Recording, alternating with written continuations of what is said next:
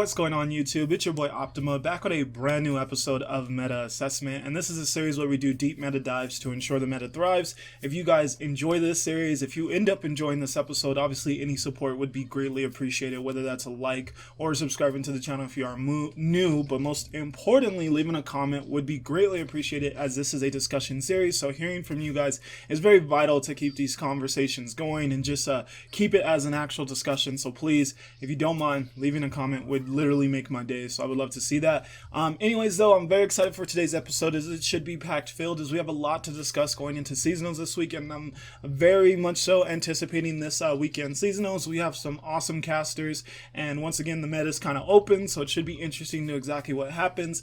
And most importantly, yeah, it's not as centralized as it was last time for seasonal, so should just be a lot that shakes down, and I'm not sure anyone knows exactly what should happen, and that's what we're attempting to discuss. What exactly should we expect in seasonals and everything leading up to it? So definitely can't wait to get things started, and we have an awesome guest, so let's just get over to that.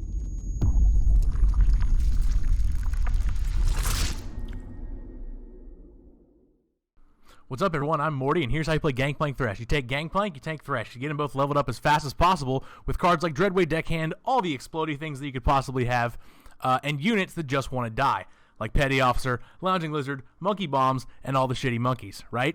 Then what you do is you get Thresh, you get Rekindlers, you get as many Gangplanks on the field as possible, and then you win by going bam, bam, bam, bam, bam, explosion, explosion, explosion, explosion, explosion. Oh no, there's units on the board that aren't going to die. That's why you have Vengeance, and Gangplank has Overwhelm. And that's how you play Gangplank. We have an awesome guest, someone who's a very hilarious personality and took some time off this current season, but definitely still has a lot of skills to where they should still be making some noise in this upcoming seasonal this weekend. And that's going to be none other than Mortimar. Sorry about that, man. How's it going? It's doing good, dude. Got the actual Mortimer with me, and excited to talk about what's going on with the season. Oh wow, you got the actual Mortimer with you. I didn't even notice that at first. He's the real streamer. Like a Ratatouille situation, right? He just sits on my head and pulls the strings. Yeah, that is so sick. Oh my god. But heck yeah, thank you for joining. I know this was kind of last minute as I had someone else planned, but then you kind of just came through. So thank you so much for doing that. Really awesome of you, and just super kind. So just quickly, just so people if you just want to give us a pretty brief background of yourself, just in case anyone's unfamiliar with you and your time in Legends of Runeterra. Yeah, I'm a Legends of Runeterra player. I'm a Twitch streamer, twitch.tv/Mortimer, it's Mortimar. I'm a Twitter personality most of the time nowadays, but I'm a 6-time Masters player. I've got 150 hours coaching, and just a guy that's been around the scene for a while. Heck yeah. And what card game did you come from? I think that's always a little interesting. I'm a Pokemon player. Through and through, I was a Pokemon player. Top 64 to Nationals was my biggest accomplishment in that, which is, it is what it is. But yeah, Pokemon player through and through. Did the whole Hearthstone thing when there was nothing else, and then switched to Runeterra, and definitely not just to get a beta code for Project L. Thank you so much for that background. I was actually a VGC player for quite a couple of years myself, so that's really cool to hear. Pokemon is just, Pokemon will always have a place in my heart, so definitely feel that, man. So, all right, so we got a lot to discuss in today's video leading up into seasonals, and just a lot shook down last weekend, and obviously you guys know by the title of this video is that Shadow Isles is the topic of discussion, even though from the Master and Runeterra tournament, the Fight Night, the regular Fight Night, not the Fight Night EDU, not really regular, just the Fight Night America, I guess, or North America, and the OLS 24, we had a Lee Sin Zoe deck in every single lineup that won all of those. But at the end of the day, it looks like the talk is still Thresh Nasus when it comes to how good that deck did, or at least also Lysandra Trundle, which are both Shadow Isles decks, and then we're even seeing that Atrocity Invoke deck, which is also Shadow Isles. So just a lot of Shadow Isles. It's all over the scene, and we even got a really cool, as you guys are seeing on the screen that is behind us. This is a really cool article from a website that I'm just really not that familiar with, but Cephalopod actually posted this in his Discord, so I hope he didn't mind me sharing this with the community, but pretty sure he wouldn't mind it. But this is going to be a report that has a lot of fantastic information information about where everything stands. And just really quickly, there's going to be a link in the description to this article, as well as all of Mortimar's links to his socials, all that stuff. So make sure to get followed, show him some love. I'd really appreciate it. And yeah, this website has a really cool article that kind of just goes over how much Shadow Isles really kind of is becoming the by far most popular pick when it comes to these regions. So let's just kind of scroll down that a little bit, if you guys wouldn't mind. And first and foremost, it's going to say region frequency, and we can easily see that Shadow Isles is sitting there at 18.5%, which is staggeringly above even Targon and Demacia, sitting there at like 12.9 and 12.8.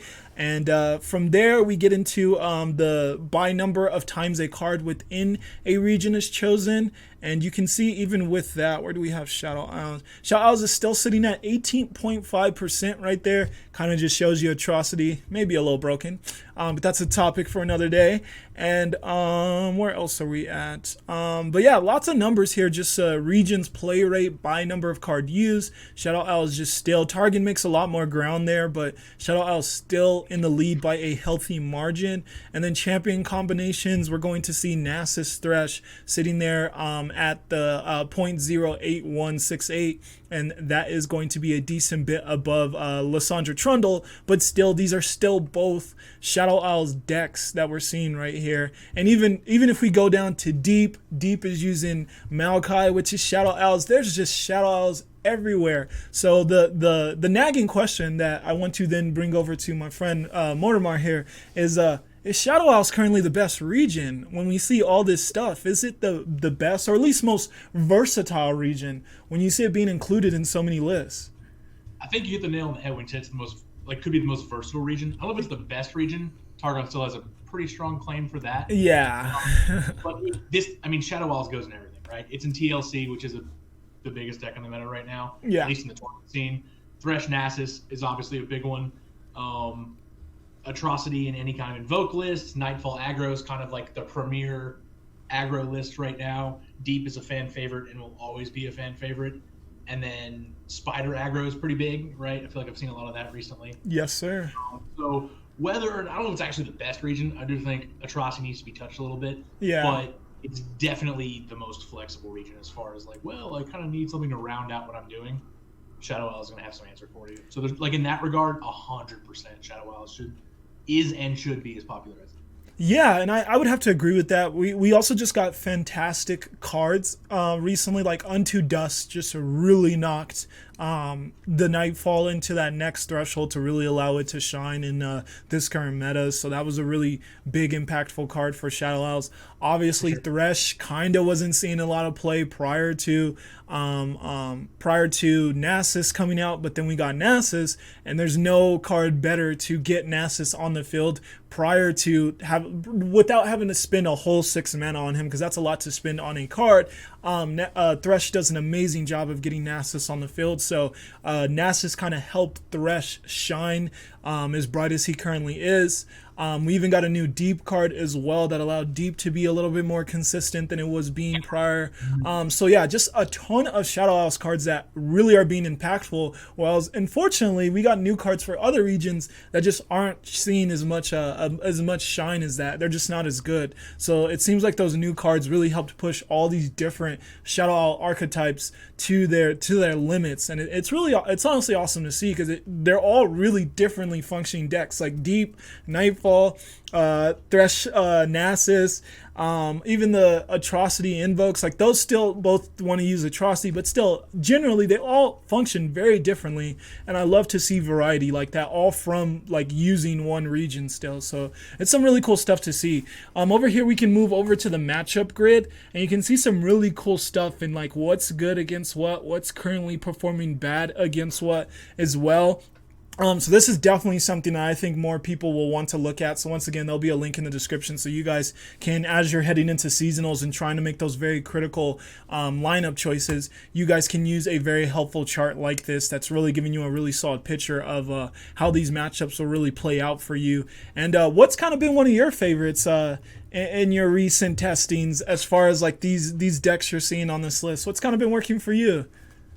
Quite a few things. But one thing I just wanted to say was that you said we had new cards, new regions that aren't seeing as much play. We had a whole new region, an entirely new desert, a vastly desert region that's still not seeing as much play. Yeah. Is what I expect like this early into it.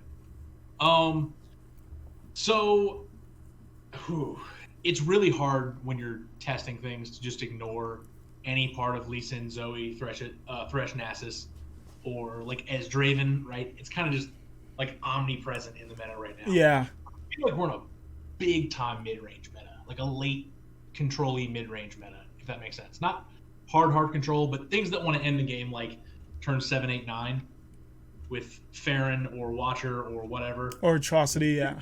Atrocity, big Jarvan swings, stuff like that. I feel like that's all the meta right now. So I feel like if you need to be considering that, no matter who you are and what you're doing, whenever you're thinking of what you call it. I'm a Swain head, so I'm trying to see if Swain's going to fit into this meta, and it's doing relatively well against most things because stun is just broken. But I don't know. I'm curious to see how this is going to pan out for the seasonal. Yeah, I will too, especially if you're going to incorporate Swain in your lineup. That's a card I've seen very little of, and I think it's just mainly because, generally speaking, most people see Swain as a very dependent card on Leviathan. And it just seems like turn 8's just very late to start getting those win cons down, unless it's something as broken as the Watcher. If you're making Swain work, and especially if you can make it in the seasonals, all of the respect to you, man. And I'm going to put it on the screen right now. Mortimar had a hilarious tweet where he said he's going to get the Noxus tattoo if he gets top 32 in seasonals. So let's root for him to get top 32 and bring Swain, bring home a championship to Swain if he can, but at least top 32. That would be hilarious, and I'm all for that. But yeah, I would love to see if you can make Swain work, because Swain is a card that I pretty much haven't seen any of really recently. So I would love to see that. Because I'm also a huge fan of Swain, and I'm a fan of stuns. I love me some Leona. I love me some Yasuo. So I also like stuns. I don't know if I'm actually going to bring that because it does seem like a little bit of a meme. Yeah. But it is like inherently terrifying, right? Okay. I would agree. Bringing Swain in a non-Swain meta, you're like, oh, that person knows what they're doing, and it's worth the consideration of a ban. I think the typical lineup that we're going to end up seeing is something like Zoe plus, Diana or Asol or something, Nasus, Thresh, and Lee Sin. I think everyone needs to be thinking of those decks when they play. I might try and do it with Swain, but yeah, the Noxus tattoo is coming if I get top 32 100%. Heck, I didn't think anybody would catch on to the tweet. I thought it would be kind of just ignored, but clearly hasn't been the case. So it's definitely going to happen now when I get top 32. Heck yeah, I can't wait to see it. If it happens, obviously, I will literally be just refreshing your Twitter page until I can see that tattoo. Yeah, right. But yeah, I would have to agree with that. It seems like, especially even going into this weekend, a lot of people are just debating TLC, Thresh, Nasus, and then what's that third list? Is it Asol, Demacia? Is it Diana, Zoe? Is it something different? That seemed like a consistent thing throughout, but some people were trying to beat those exact lists, and that's where you were seeing like overwhelm in certain lists. We actually had the winner of the OLS 23 was actually Martin Holick, who goes by Sonic Holick, and they brought a lineup of Lee Sin, Zoe, Shurima Overwhelm, and then Scouts. They brought the MF Quinn Scouts. So I also think, as much as like these mid-range decks are doing good, we do still got to keep in mind that some people are trying to play anti-meta, and it seems like it could still work, especially things like Scouts and Overwhelm. So these things need to still be considered when you're making those lineup choices as well. Do you have any thoughts on that? On like what's exactly anti-meta? So the problem with these water lineups that it's so specific, and in big tournaments like the seasonal, you can't guarantee that you're going to run into. It's hard to pick a deck that you want to hard counter. Yeah. Right. If you want to play, say I'm going to beat Lysandra Trundle, and that's all I care about is ban my worst matchup, beat Lysandra Trundle twice, and that's just how I'm going to win. It's really hard to do that because if you don't run into it, you're screwed. Yeah. Right? So you bring Lysandra Trundle, you bring Overwhelm, and then you bring Deep. I think I'm looking at this RPubs page that you have up. Yeah. Deep had 80% win rate against Lysandra Trundle, or 70% win rate against Lysandra Trundle, which is nuts. Yeah. But it's so hard to target things like that. I think this is the first season we're going into where bringing triple aggro into the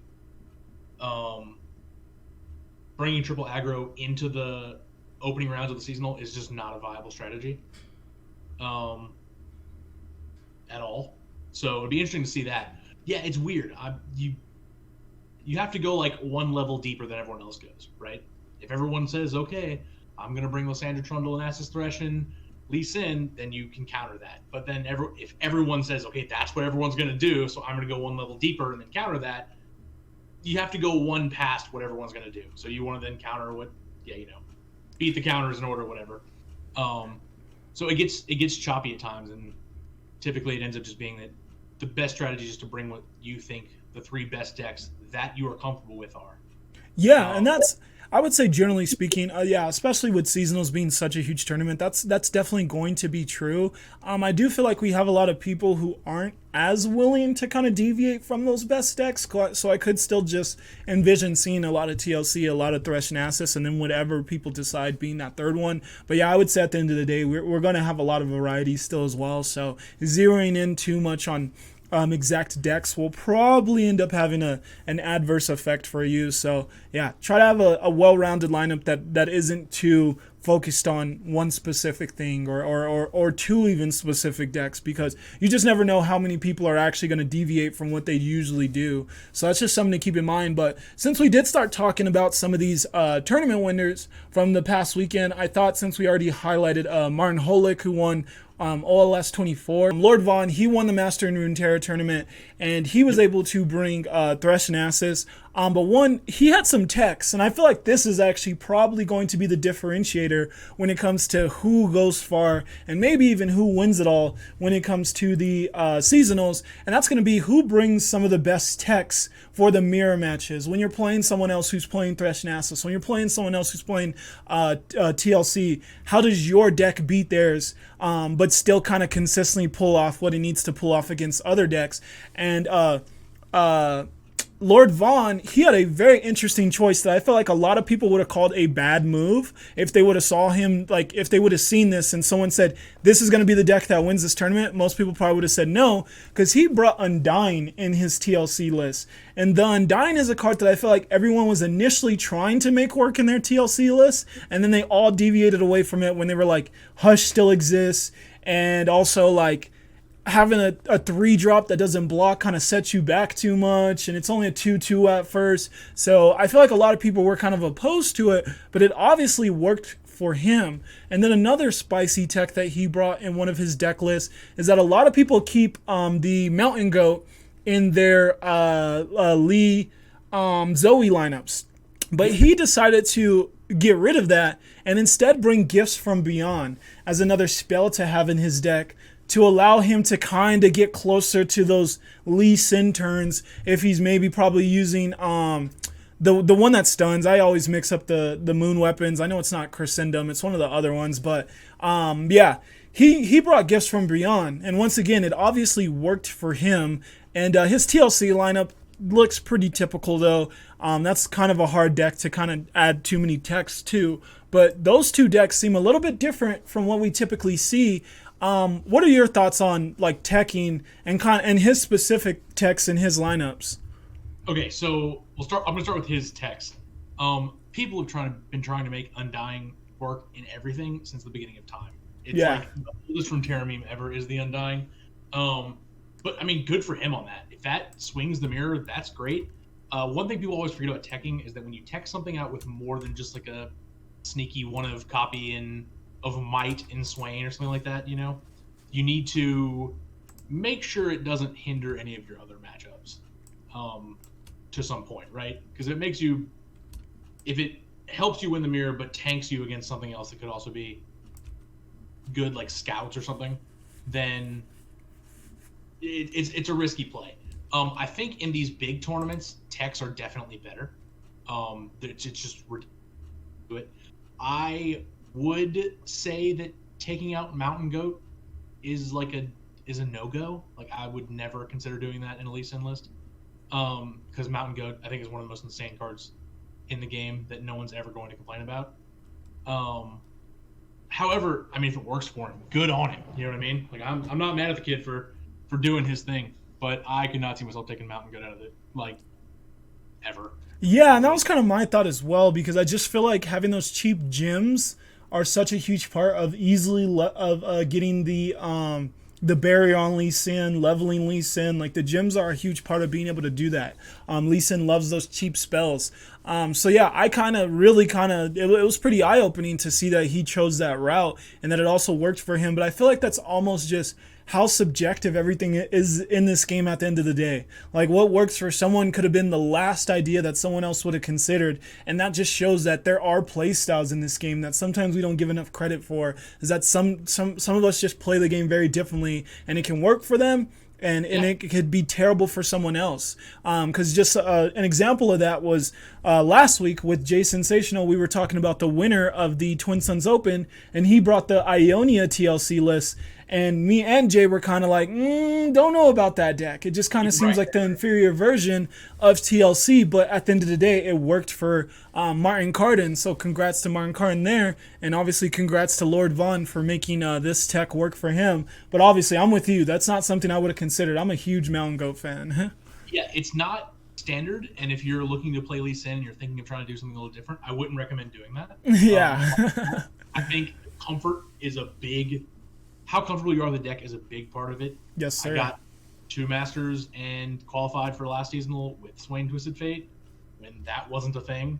Like, but you know, if you know a deck well enough, Fake Hero 3 is the guy who won a fight night 2 weeks ago, something like that, and he did it with Soraka and Tom Kench. Soraka, Tom Kench, and Ash Noxus, Ash LeBlanc. And while those are respectable decks in their own right, you know, no one else brought those decks to the tournament at all. So just his comfort level was able to kind of push him through what would otherwise be 50-50 matchups at best. You know what I mean? Yeah, and Ash Noxus is actually a pretty interesting deck because we saw a lot of it this weekend. But the issue that a lot of people say that the deck has is, even though it's good against Thresh and ISLES, because like being able to frostbite atrocity targets is extremely good. It's like the non-hush way of being able to deal with them. And then against aggro, if you can get to the point where you can get that reckoning down, you pretty much wipe their board and win the game. But some people say that's a little too inconsistent, and that's where it just isn't consistent enough against aggro to where you should be more concerned about that deck. And I actually brought that myself, and that deck performed very well for me. Nightfall and that deck performed very well. The deck that got exploited in my lineup was Sand Scouts, and that was probably just even a little bit of me playing with it as well. But also it feels like when you bring things like Scouts, you almost have to bring another aggro lineup as well to kind of cover their matchups well. But yeah, that deck felt good for me. Nightfall felt good for me. So I'm still kind of, I don't know if I was to qualify for seasonals. I'm currently trying to ladder up, and we'll see. I wasn't able to get around to playing a lot of Gauntlet this season, unfortunately. But if I was to qualify and be able to partake, I would definitely be doing some heavy considerations of if I wanted to bring Ash LeBlanc or not at this point, because it's an interesting deck. Good. Sorry. No, I was done. What were you saying? A lot of big players are on the Lee Sin train right now as well. LeBlanc plays super well into that, obviously. I mean, the kicks are worthless if he's frozen, right? Yeah, so Lee Sin's an interesting card, though. Did you have more to say? I'm sorry if I interrupted you. No, just that, and the deck does, I mean, it has caught on as far as like very recently. Frostbite midrange has caught on a lot. Yeah. And that, it can hold out against the aggro matchup sometimes, not always against things like discard aggro, but it is mid-range. It's like the most typical mid-range deck that there is. And when you run hot with that deck, it runs hot like nothing else, you know?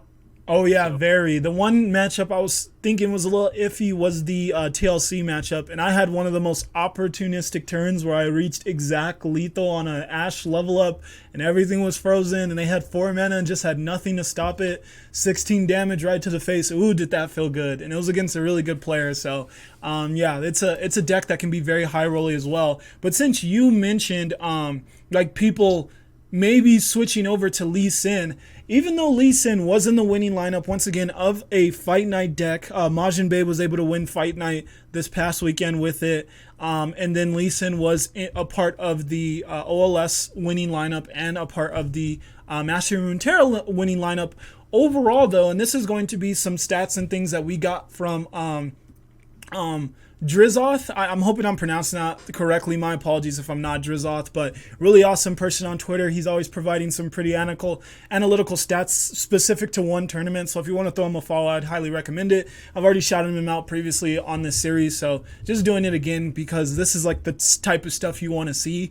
And a deck that did poorly was Lee Sin. He just did well once he was past all the general populace decks, and then he was playing into those really typical decks of TLC, of Thresh Nasus. Once he got to that, he did well, but prior to that, Lee Sin actually performed poorly, and what did well was discard aggro, Nasus Thresh, Nightfall, TLC. Those all did really well.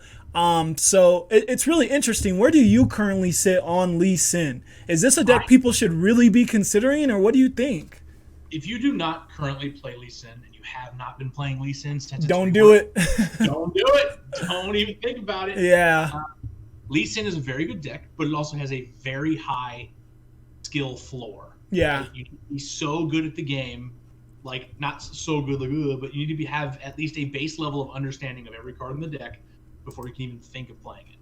If you are a player right now who's trying to ladder up and you see this video and you're like, oh, I'm in gold or platinum or whatever rank, and you're like, look, I'm gonna grab Lee Sin. Don't. Grab something else, learn the game a little better, then go Lee Sin. Lee Sin is a ridiculous deck. And it will perform better at the higher tables than it will on ladder or in your random Swiss rounds in a tournament. In my personal opinion. Yep. Those are all extremely fair points. Definitely difficult deck to play. The most difficult deck to play at a base level in the current meta? I would say that's probably true. I can't think of anything else that's more difficult to play.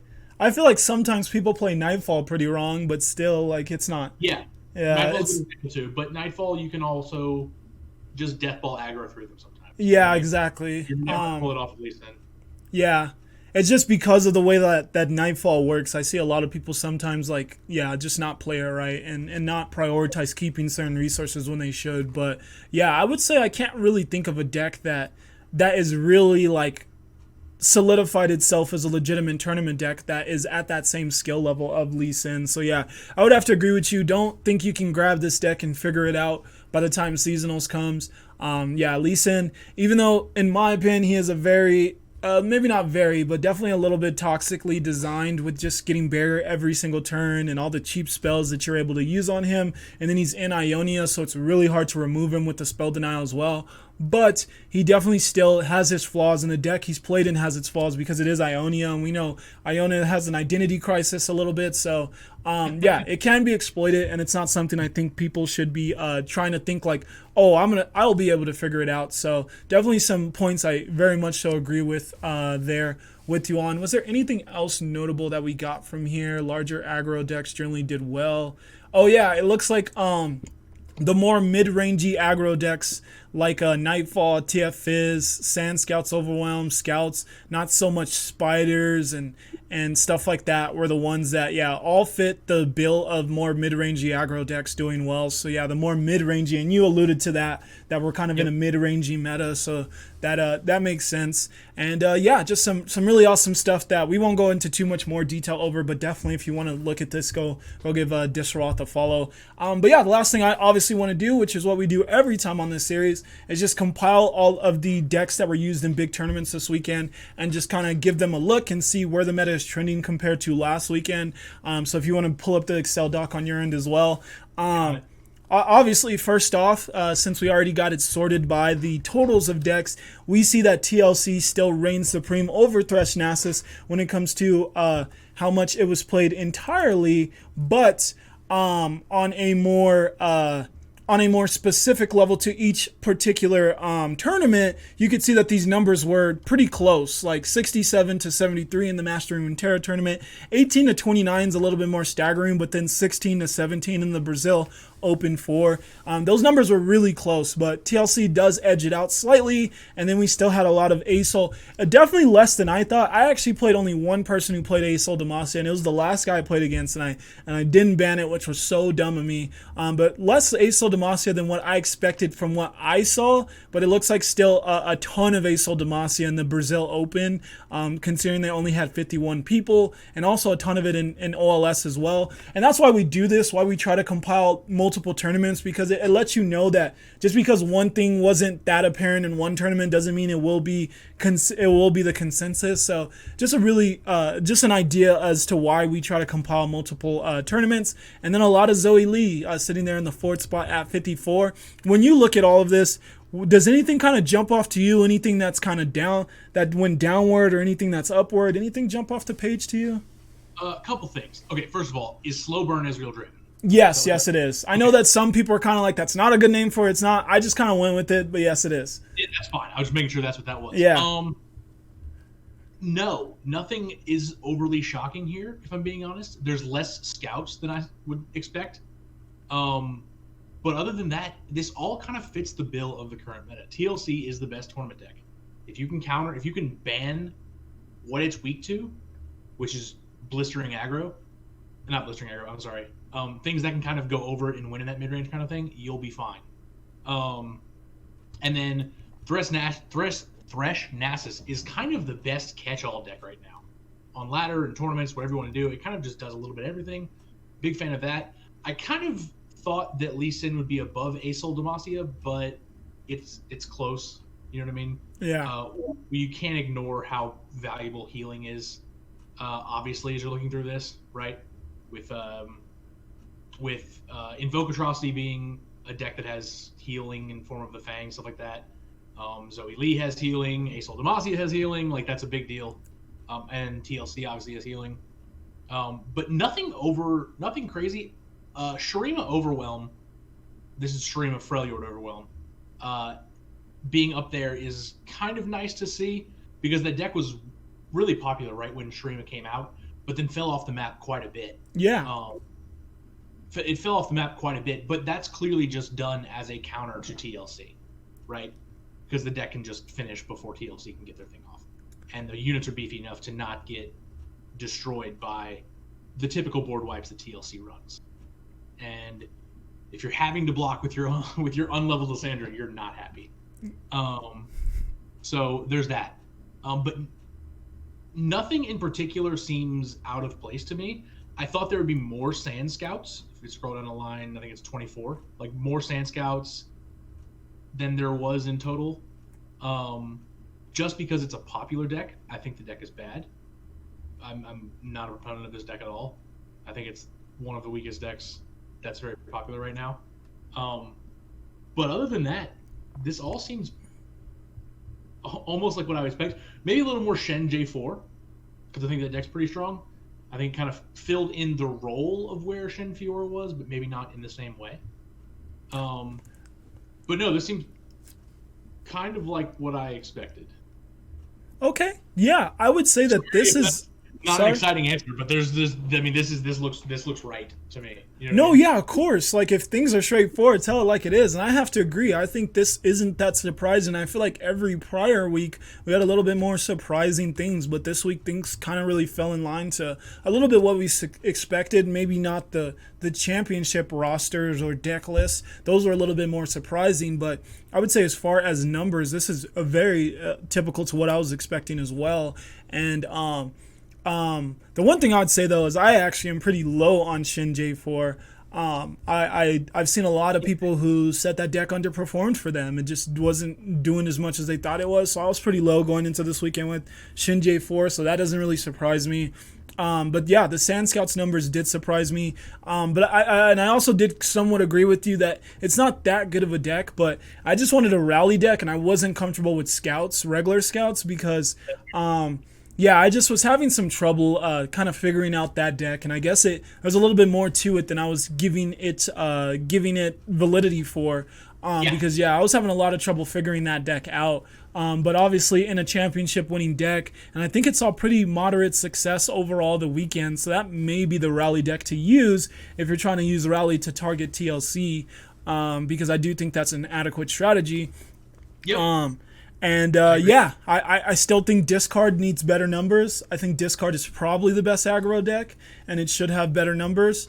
But a lot of people for some reason don't want to go that route. Everything seems pretty typical to me though. Very unsurprising weekend, and we'll just have to see if something comes out of nowhere to kind of shake things up a little. I can see a little bit more go hard as well, as people just seek some different options. I've seen a lot of kind of top players at least experimenting with this a little bit more, so we'll have to see if go hard, and specifically the like Elise, TF, and Gangplank version, if that starts to see a little bit more shine as we move closer to Seasonals weekend. And just to do a quick look back at last week, Nivea was there last week, but just to take a look back at last weekend, just so we can see how things have trended. TLC was at the top last weekend, but Thresh Nasus was the 5th most brought. It was the 5th most brought between 5 different tournaments last weekend, and now it was staggeringly chilling in the 2nd spot. So it just shows you how much we're still figuring everything out, and how much just metas change week to week. And that's why we like to provide you guys this series, so you can stay up to date on what's changing in case you aren't able to partake in these tournaments and just watching everything that's occurring week in and week out. This is a series for people like you, if that fits your bill. So just some very interesting things, and I can't wait to see what you bring to Seasonals. I'm going to continue to try to ladder in the little bit of free time I have, so that I can hopefully make it into Seasonals myself. You have any closing thoughts here? I'm going to rant real quick. This is an amazing meta. Look how many decks there are with like solid representation in over a few tournaments, you know? It's insane how well this is going as far as fixed TF Fizz and everything else is fine. You know what I mean? Like that's fixed TF Fizz, fixed Felios, and now we have this gorgeous meta with the new Shurima thing. You have to hold on. You have to include fixing Fiora too, because these aggro decks, some of them can't exist if Fiora still existed. So that as well. Fine, fixing Fiora as well. Fine, I'll accept it. But yeah, I'm super happy with this meta. I think the biggest takeaway from this video is do not go into the seasonal or onto ladder without expecting Thresh Nasus TLC, or something with the word invoke thrown in it a dozen times. Yeah. But I'm super excited for the season this weekend. I think that it's going to be a banger. I think you shouldn't bring Lee Sin if you don't know how to play it. I think you shouldn't bring triple aggro if you have a brain that functions. But other than that, I think this is going to be a good one. And then I think I'm super happy. Even though I do not like the deck and have less than 10 games with it, I'm super happy to see the rise of the deep decks again. It feels nice to see it back in the meta after being gone for so long and then constantly trying to push it back in, that it's now finally. Yeah, I definitely agree with that. It's really cool to see deep. I think Nautilus is a really cool card, and yeah, and obviously Maokai does some stuff to your deck, but he doesn't obliterate it like the Watcher. So Maokai's my boy. Most people are cutting it, is what I'm hearing. Maokai's being cut in big. Some of the bigger players are cutting Maokai altogether, purely because it's too slow. They're going the Lure of the Depths way of doing it and just trying to dump everything on 7. I saw that, and I don't have numbers on the consistency, but I feel like almost that's actually going worse for them personally. But I'm not positive. I just personally think that a leveled Maokai kind of helps solidify the game personally. So it's a part of your win con. And I think diversifying your win cons is a part of what a good deck does, because that's kind of what TLC does. Yeah, so I'm just like, diversifying your win cons is a big deal in my opinion, but more power to anyone who can kind of switch things up and make a deck work more for themselves. It shall be very interesting. I do think we're in a little bit of a Shadow Owls meta, so this is cool for Shadow Owls to finally have a little bit of its time to kind of be in the limelight. We even had some people in top 4. I can't remember. I think it was the the Darwin, something like that. That's his name. I'll try to have his actual on the screen once I actually edit the video. But he had triple Shadow Isles. He ran TLC, Thresh, Nasus, and then ran the Atrocity and Vocalist. And then, like we alluded to, there still is the Spiders, which uses Shadow Isles, and then there is still there's one more. Oh yeah, Deep, that uses Shadow Isles. So it shall be interesting if Shadow Isles can is going to continue to hold the stronghold of the meta, or if someone's going to bring a list that maybe only uses like one Shadow Isles as a deck. It'll be very interesting, but it seems like Shadow Isles is really doing its thing right now. And yeah, but there's still a ton of diversity. So thankfully, Shadow Isles isn't making it to where you can't use other decks, which is what you love to see. So thank you so much again. Oh, did you have one other point? One more thing. To anyone that's going to be playing me this weekend in the seasonals, okay? The lineup. You bring Poros, you bring Tarek J4, and you bring a Nivea. Please bring those decks. Play them against me. You're going to do well, I promise. Oh my god. Poros. Dude, I don't think we had any Anivia for good reason. A lot of decks just fell completely out of being used this weekend, which was very interesting. But yeah, no Anivia this week. It's got Shadow Isles in it. Yeah, it does, and Shadow Isles is strong, and you can control still. You can control a lot with those Anivia. So yeah, we'll see if people try to bring some crazy spice out of nowhere. Definitely sometimes people try to go too anti-meta and end up with some interesting things. So we'll see if that happens. Once again, Seasonals is a huge tournament, so you can't really expect too much of one thing. So it shall be interesting. I'm very excited. We got some awesome casters on board as well. So it should be a fun event and a lot of awesome things leading up to it. I can't wait. Thank you for joining us on this episode of a meta assessment where we do deep meta dives to ensure the meta thrives. And last point I just want to say is if you guys have any constructive criticism of this series, please leave it in the comment section below. I'm open ears to any and everything as far as constructive criticism. The only way I can better this series is if you guys let me know what can be bettered, can be done in a better way. So I would heavily appreciate that, and not just like any just out of nowhere criticism that doesn't have any basis. So definitely definitely feel free to do so. But that's gonna be it from us. Thank you guys for your time, and good luck to everyone competing in seasonals. I'll see you guys next week. For now, peace out.